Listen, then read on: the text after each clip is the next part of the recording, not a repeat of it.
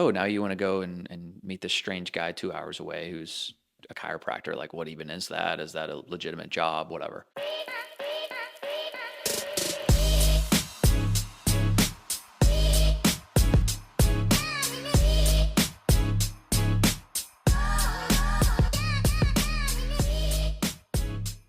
Welcome to the What Can We Get Into podcast. I'm your host, Dr. Justin Brown.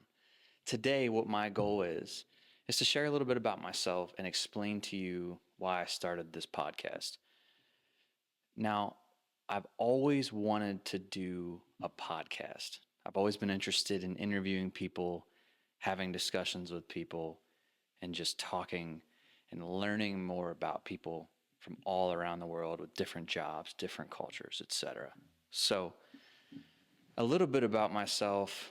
My name is Dr. Justin Brown. I'm a chiropractor in the great state of Texas, Dallas, Texas, that is, at Texas Spine Center Chiropractic. And I'll get into more about how I started this business about 6 months ago. When I tell you about how I got into chiropractic as a whole, that's a great story to tell. And I think that we'll share that in this episode because that is kind of what made me me. But I'm in Texas and I'm a chiropractor.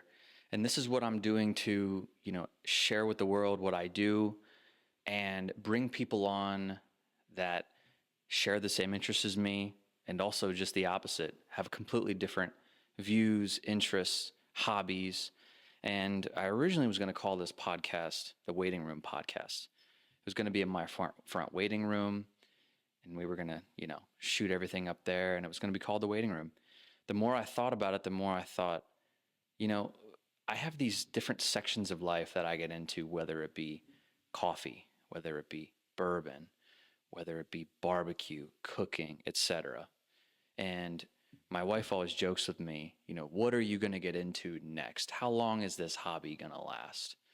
So when I started this podcast and when I started this journey of thinking the guests I wanted to bring on, etc., I thought, I should bring on people both in the hobbies and topics that I already know about and bring people in from the outside that I really know nothing about. So I thought, well, I'm curious with some of these people what we can get into. So that's how I named it that. A little bit about me. Like I said, I'm a chiropractor. I've been a chiropractor for about 5 years.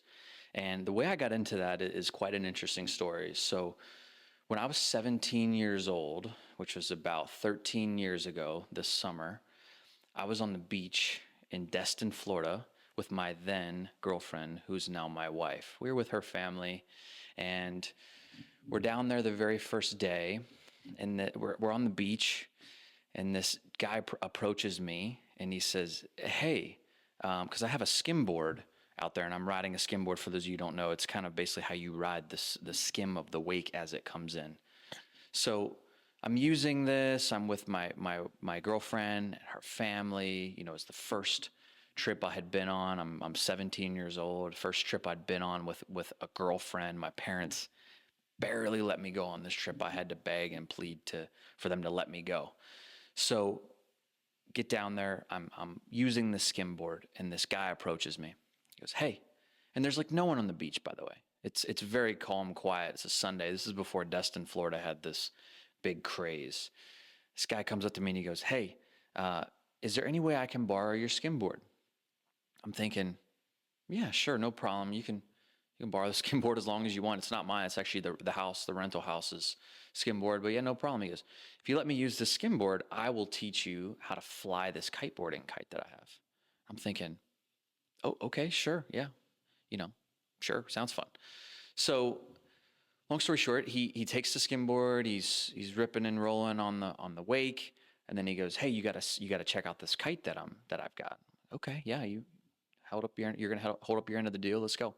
So he brings me over, and I'm with my father-in-law, or my girlfriend's dad, who's now my father-in-law, and her brother, and we're out there and we're flying this like 6 or 10 foot wakeboarding test kite on the sand.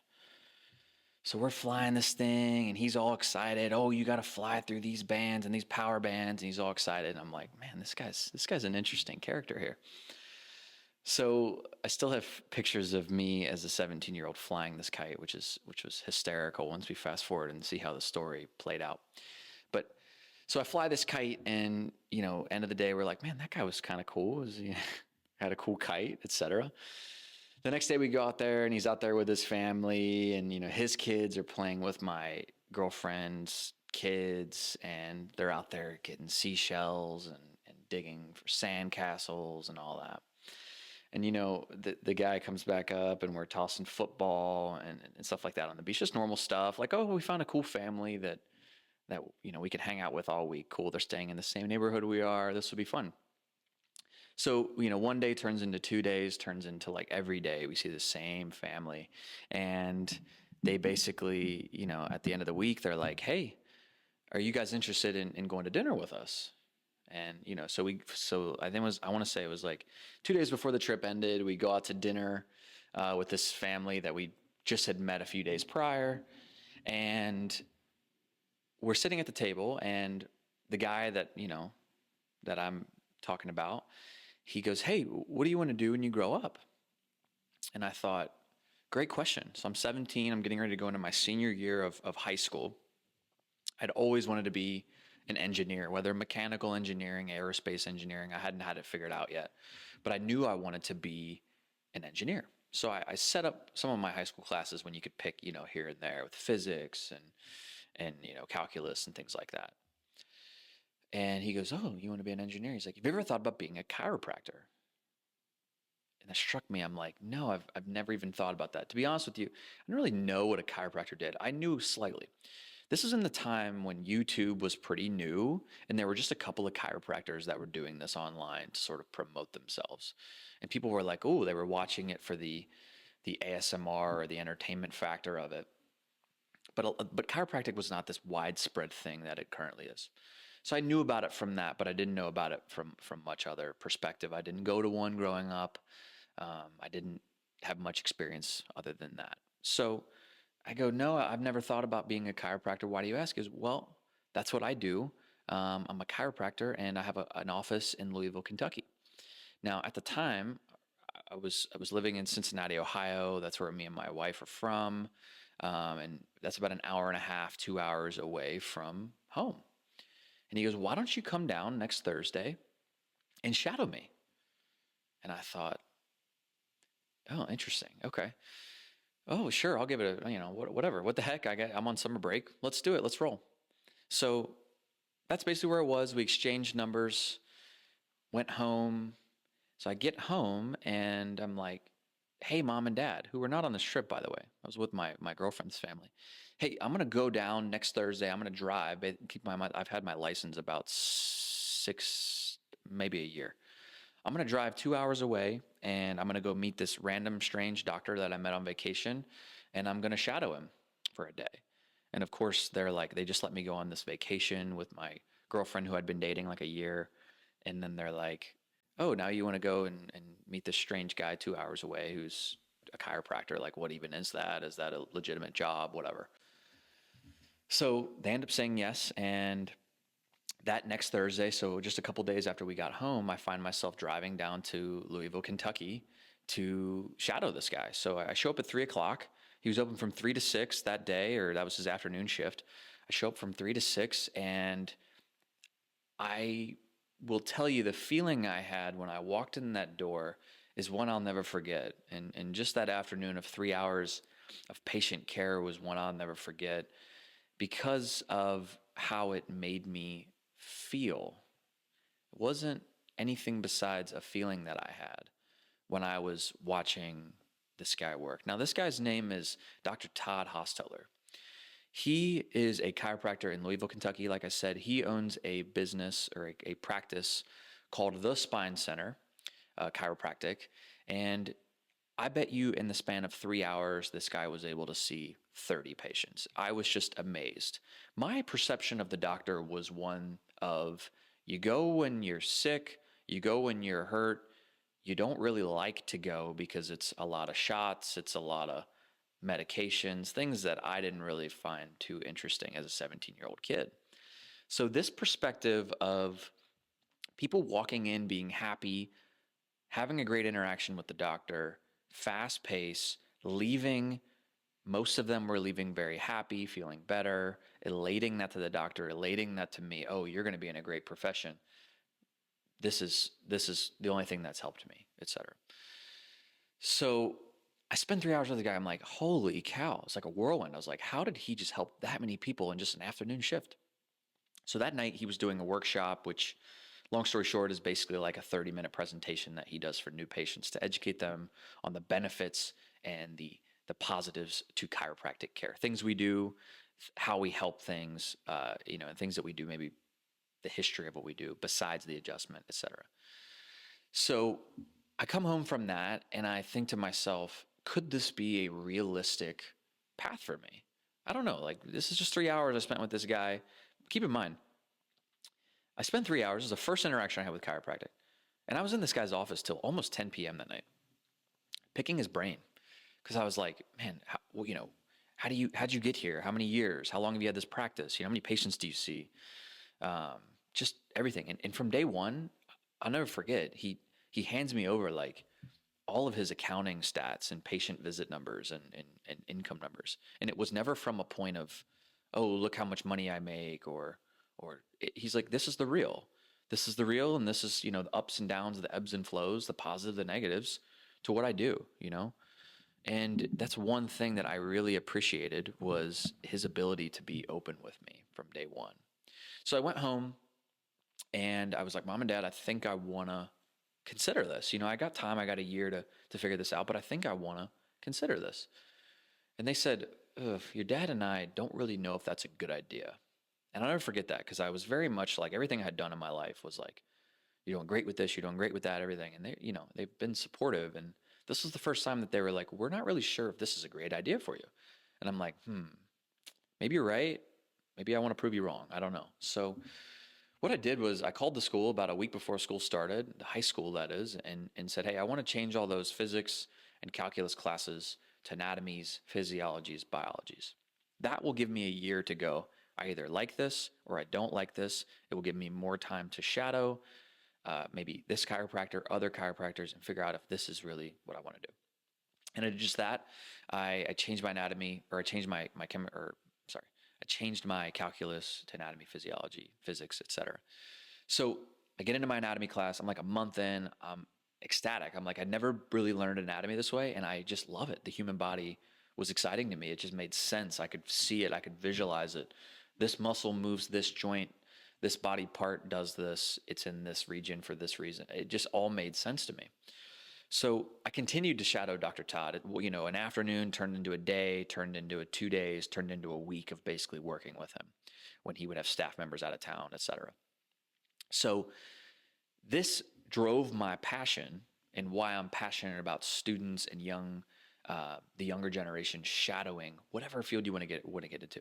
It's going to give you more of a perspective on, is this something I want to do? And sometimes it's not. It's not going to be what you intend. And that's a good thing. You just check something off of, I know that I don't want to do this. I think that's just important, maybe if not more important, than figuring out, I think this is what I want to do. So what I did was actually, I reached out to a couple of other chiropractors that were local in Cincinnati, and I said, hey, can I come shadow you? Maybe this is a one-off weird situation, and this guy in Kentucky is just doing fun things, but maybe everybody else is completely different. And that is sort of the case, not a one-off, but there's a wide variety in healthcare and in chiropractic and every profession and how you conduct business and et cetera. So I shadowed this other doctor. Once I had basically kind of committed to this is what I was doing, but I shadowed another doctor, and it was a completely upside down experience, 180 experience from what I had in Kentucky. It was very much a lot colder, less patient interaction with the doctor, less people walking in happy, leaving happy. Just was a much more like cookie cutter sort of, quickly get in and out with the patient. Don't open up too much. Don't get too much out of them. Don't be too much of a human with them, which I found to be not what I want to do. So I found myself kept going back to Dr. Todd's practice because I was so intrigued in this. So decide this is what I want to do. then I started to think about my education options. So ended up going to Miami University, which is not in Miami, Florida, like everyone thinks it is. It's in Oxford, Ohio, the Red Hawks. They have a program there that is kinesiology. Kinesiology is basically the fancy rebranded exercise science. So when I was 10 years ago, when I was entering undergrad, or actually it was probably longer than that, 10 years ago when I was entering undergrad, it was basically, biology, exercise science, or this new kind of cutting edge field for people that wanted to go into chiropractic, PT, occupational therapy, stuff like that, was this new field of kinesiology. So it kind of sets you up for that. So I spent 4 years there, and actually still with the same girlfriend at that point. She went to Miami as well. So spend 4 years there, have the best probably 4 years of my life, loved it, enjoyed it. Then I had to decide on where I was going to go to chiropractic school. So chiropractic school is 4 years post-grad. And what that 4 years breaks down to is about 3 years of classroom work and about a year of hands-on clinicals, however you want to call it, residency, internship type of thing. So I toured 4 schools around the country. I toured a school in Chicago called National, a school in Florida called Palmer, Florida, a school in Atlanta, Life. That's where my mentor went. And then I also shadowed, I'm sorry, I keep saying shadowed. I looked at a school in Dallas, Texas called Parker. So as soon as I stepped on the campus of Parker, I kind of had this feeling of like, this feels right. Went through their whole thing, came home, was like, I think this is where I want to go. Now, keep in mind, I'm in college at the time, hoping that my girlfriend at the time, who had been with for probably going on 6 years, was going to potentially follow me wherever I go. So decide to end up going to Parker University here in Dallas, Texas. So I start that program in 2017. Me and my girlfriend moved down here. We get engaged. She works. I go to school for 3 years. When we got to Dallas, I wouldn't say that we loved it by any means. It was a big culture shock because we went from smaller cities to this big metroplex of craziness, the traffic, the highways, the things to do. It was honestly overwhelming to someone from a smaller city. And I wouldn't say that I loved it at first. It took us a long time to start to love it. So I went to school here, gained a further knowledge for chiropractic, and I think one thing that was great for me was I could see a lot of people that when they started school, their purpose, their why was maybe not there yet.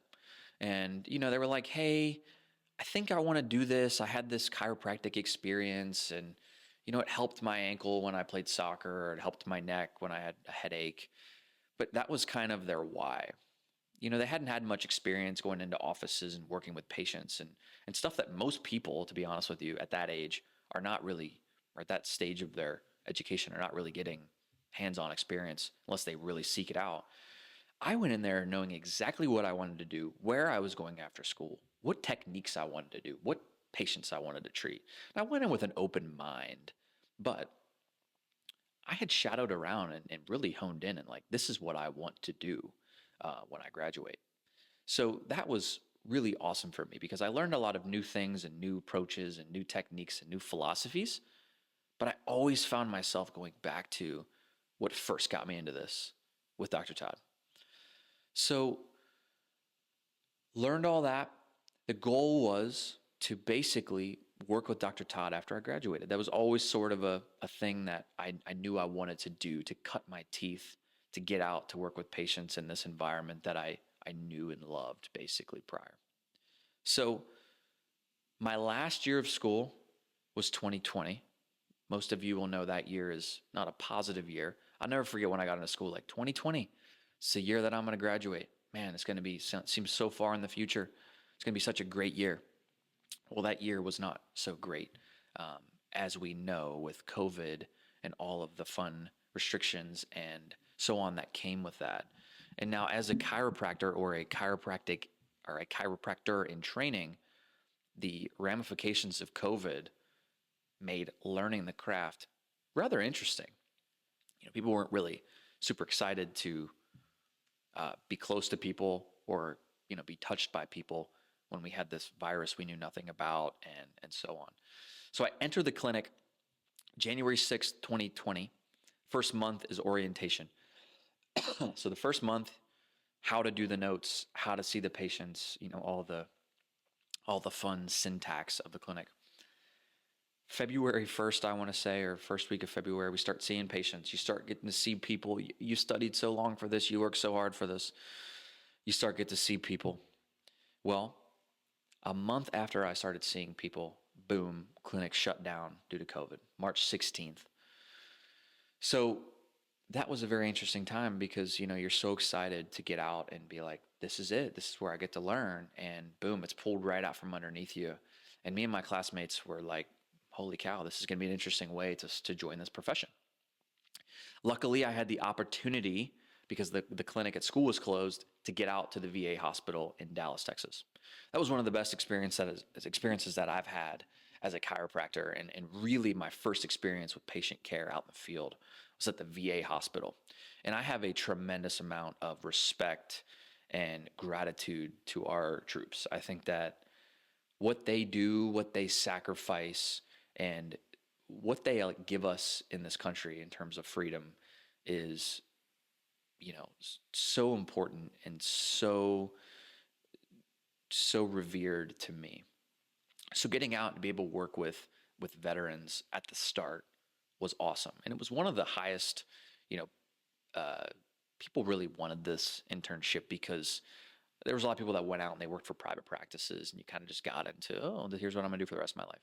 I knew that the VA hospital and a hospital-based setting was not gonna be where I was for the rest of my life. So I basically spent the last couple of months of my internship working on patients from the VA, and boy, was that an experience. I would say in my 5 years of practice, I've never heard as many wild and crazy stories or mechanisms of injuries as I did in the short time that I spent at the VA.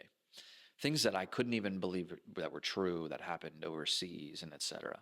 It became almost commonplace of, having a 60 to 80 pound ruck and falling off from this height to the ground on your back during an explosion, or, being in a tank as it's blown up, IUDs, etc. I mean, it almost became commonplace, which was wild. But the mechanisms of injuries and the things I saw there were awesome, because from a clinical standpoint, excuse me, because it really exposed me to a lot of things that you might see once a quarter, once a year, once a month, maybe in private practice, where you're going to see, I saw that almost daily at the VA hospital. So I spent my time at the VA hospital, and then it wrapped up into graduation. So I spent the end of that year wrapping up the VA, like I said, graduated in December of 2020. And then I moved to Kentucky right before Christmas that year, intending to start practice with Dr. Todd in January of 2021. So I did just that. My wife and I, we packed up from Dallas. We moved to Kentucky, and here we go. I went from small city to big city to small city. I'll never forget, we're driving into this city, Louisville, and I think to myself, oh man, this is a small city. A lot different landscape than Dallas, a lot different culture than Dallas. Man, this is, it's going to take a while to kind of go back to downsizing. So my experience at the Spine Center, I started there in January, February 21, was what made me the doctor I am today. It wasn't school, it wasn't the VA, it was my experience at my first job out of school. And I hit the ground running so hard because this practice is so busy and people love this practice. This practice allowed me to really fine-tune my skills on treating acute patients, on treating lower back injuries, on treating acute neck injuries. You don't get a lot of that in school. You don't really have people that have really, really acute back pain and decide to drive into a student clinic to see how that goes. I mean, that's just the reality of the way this works. So my time at the Spine Center was awesome because I got thrown right into learning how to treat acute patients, which as a student, kind of prior to that, I'd been like, I want to treat these people that are wellness and maintenance and, promote this wellness lifestyle. And then you start to think about how boring that actually would be. I the first couple acute patients I had that could barely walk in the office scared the daylights out of me because I didn't know how hard to push, what to do, what not to do. It's the hardest thing about being a chiropractor is knowing what to do, when to do it, and basically how hard and how frequently you're going to do that, right? And that's the experience piece of what comes. Everybody talks about experience is how you're going to gain this. There's no book, there's no textbook that tells you, oh, a patient is a 10 out of 10, only push this hard on them, only do this today. I mean, there's a general guideline on, you want to start conservative and then go a little bit more aggressive with time. But the acute patients is really where I spend a lot of my time treating them nowadays. So that's what I tracked in my practice. That's what my practice is based around, is treating acute back injuries, disc injuries, herniated discs, radiating pain, etc. It's really what my office is set up for. It's what the spine center in Louisville was set up for. So I spent 4 amazing years working alongside my mentor there.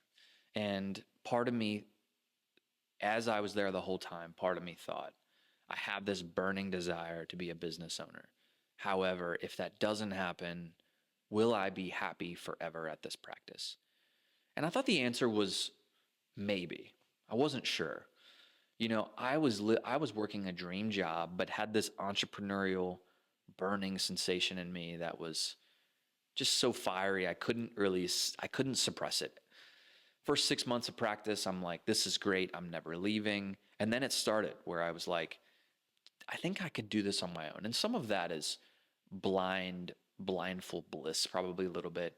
You don't have any clue what's going on behind the scenes where you're like, yeah, I could run this place. I can do what he does.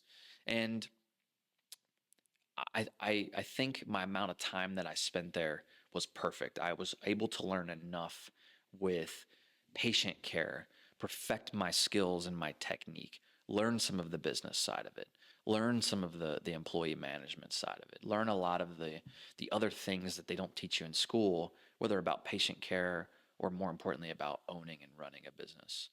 So I spent 4 years there, and like I said before, I had this burning desire in me to not only own a business, start a business, but me and my wife really missed the great state of Dallas, Texas.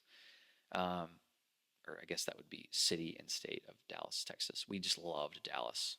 We missed it. We talked about it constantly. I don't know why. I can't explain it to you. I can't. It just feels, if you've got an intuition, if you've got a gut, it's a gut feeling for me and it's a gut feeling for my wife. So in June of 2024, my wife and I moved down to Dallas and we started this practice called Texas Spine Center Chiropractic. It's a little ode or a little kudos to my mentor, his practice, and how much that shaped me and how much that shaped what this place does and what it stands for. And it's really me trying to emulate, because I once heard a quote that was, nobody really, and I think it's Ryan Serhant, who's a big realtor. He's got Netflix shows and he's a big realtor up in New York City. He said, no one really knows what they're doing. Some people are just a little bit more risky or a little bit more ballsy to try to figure out if something works. And if it doesn't, they're going to try to go a different way to try to figure out if that works, right? So it struck me because as a non-business owner, I always thought, this guy's got it figured out. He knew exactly how he was going to get there and he got there. And for most people, that's probably not true. They're not afraid to fail. They tried so many times and they didn't know what they were doing, and they didn't know how they were going to get there. They just had this beacon of light of where they knew they were heading, and it may result in failure a few times, but they just kept going. They didn't care what failure meant. They didn't care that other people may be watching. They just knew they wanted to get there, and they didn't really care besides getting there. And that's really how I try to live my life. 6 months into business is not necessarily worrying about the small failures and the days where I'm unproductive, is really focusing on that end goal. So I'm going to round this back in. I'm going to weave this back into, we started this practice 6 months ago, and basically what I'm doing here is a emulation, is my version, my Texas version of where I was the past 4 years. So I treat a lot of disc injuries here. I treat a lot of people with disc pain, disc injuries, herniated discs, pinched nerves, etc. And I intend to use this podcast and this platform to go a little bit more into detail on how I do these things, on how I treat these things.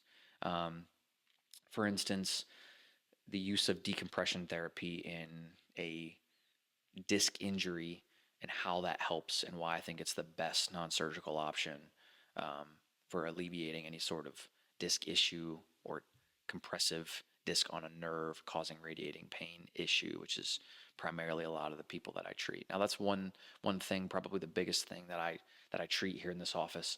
Number two being postural correction.